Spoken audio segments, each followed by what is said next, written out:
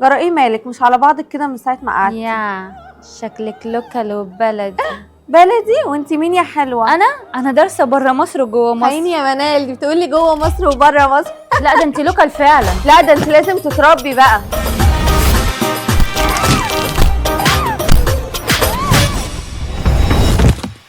بقى انتي بتقولي عليا لوكال يا ديجيتال يا اللي امتحانك بيتسرب بكارت يا فكه؟ بنتي انت اساسا ما نزلكيش امتحان من 2022.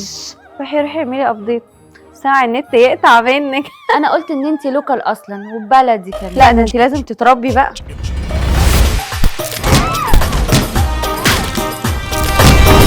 منك لله يا شيخه، خليتيني اكزهوستد. اسمها اكزاستد يا بلدي. اكزهوست. اسكتي انت. هو ايه اللي اسكتي انت لازم تتربي. لا مش قادره اقوم. قومي انت الاول. لا قومي انت الاول. طب انا هقوم لك. بس كفايه قوي لحد كده، والله ما انتوا قايمين.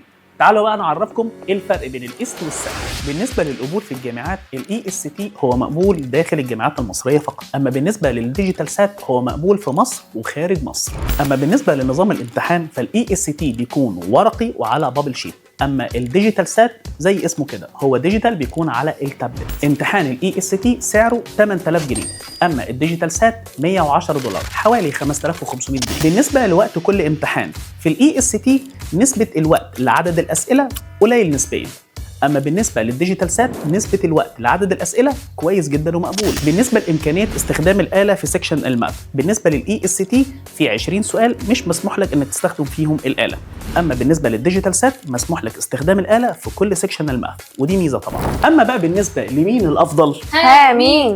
والله ده امر نسبي يفرق من طالب للتاني، لكن من وجهه نظري ان امتحان الماث في السات هيكون افضل علشان التايم وعلشان استخدام الاله هيكون موجود في كل الامتحان.